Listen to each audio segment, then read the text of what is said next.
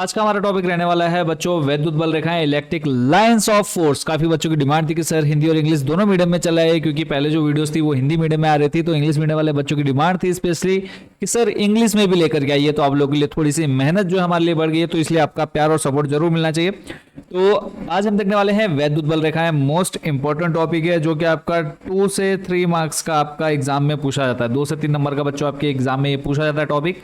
तो सबसे पहले डेफिनेशन की बात करें तो डेफिनेशन आप देख रहे हैं, वैद्युत बल रेखाएं वैद्युत क्षेत्र में खींचा गया वह काल्पनिक एवं निष्कोण। काल्पनिक आपको पता है, ठीक है। निष्कोण का मतलब होता है कि कोई एंगल नहीं बनता, यानी स्मूथली जो है लाइंस चलती हैं।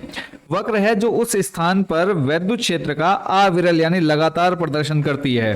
इंग्लिश मीडियम वाले बच्चों की बात करें तो electric lines of force are imaginary and smooth continuous curves drawn in an electric field such that they represent a continuous display of the electric field at the location.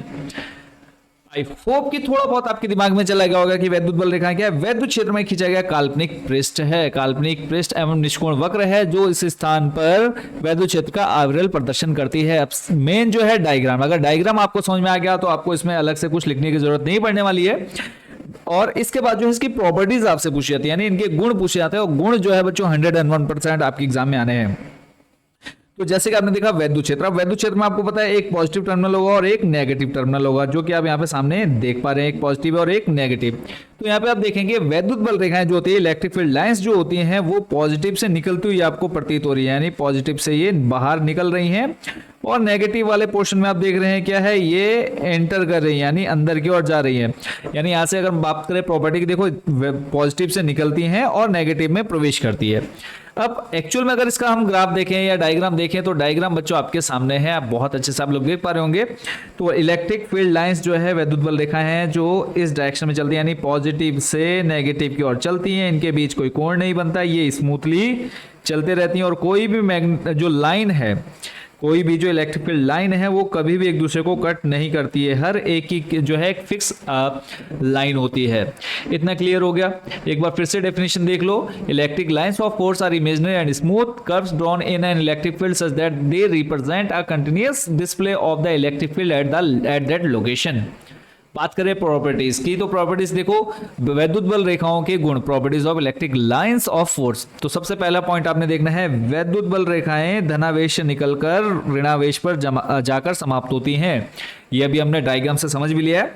Electric lines of force emerge from a positive charge from a curve and terminate at a negative charge. I hope बच्चों इस point को आप बहुत अच्छे से समझ गए। Diagram mind में रखना है और आप लोग इजिली जो है इस पूरे टॉपिक को कवर कर सकते हैं।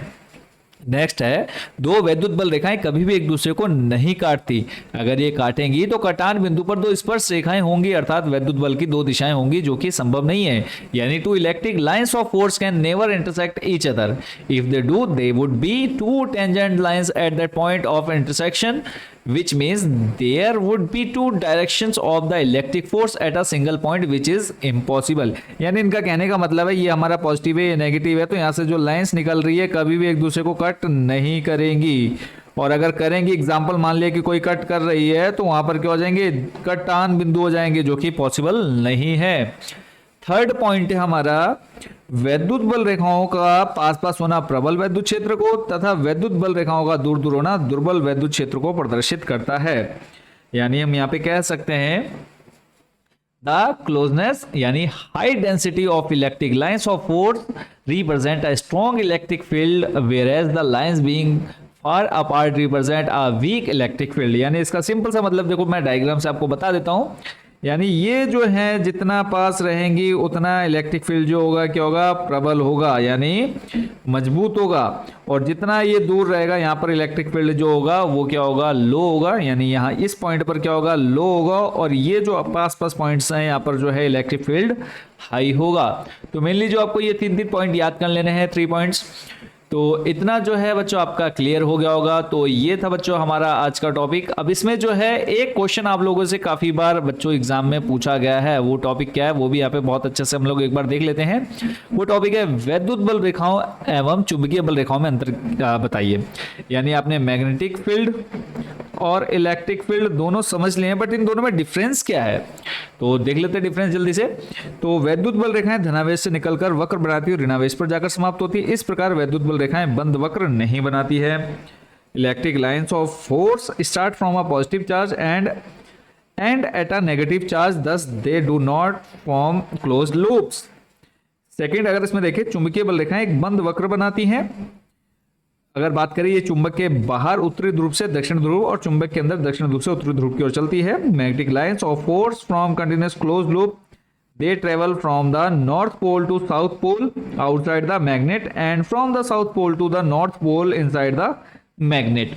तो ये था बच्चों आज का हमारा टॉपिक इलेक्ट्रिक फील्ड लाइंस, वैद्युत बल रेखाएं और उनके जो गुण हैं वो आप लोगों ने प्रॉपर्टीज जो है बहुत अच्छा समझ ली। तो जिन बच्चों को अच्छा लगा वीडियो को जो है लाइक कर दीजिएगा। बाकी तक जिन बच्चों ने चैनल को सब्सक्राइब नहीं किया जल्दी से सब्सक्राइब वाला बटन जरूर प्रेस कर दीजिएगा। और जो है इंपॉर्टेंट टॉपिक्स आप लोगों के लिए लेकर के आएंगे ताकि जो आपके बोर्ड एग्जाम की प्रिपरेशन है वो काफी अच्छे से हो जाए।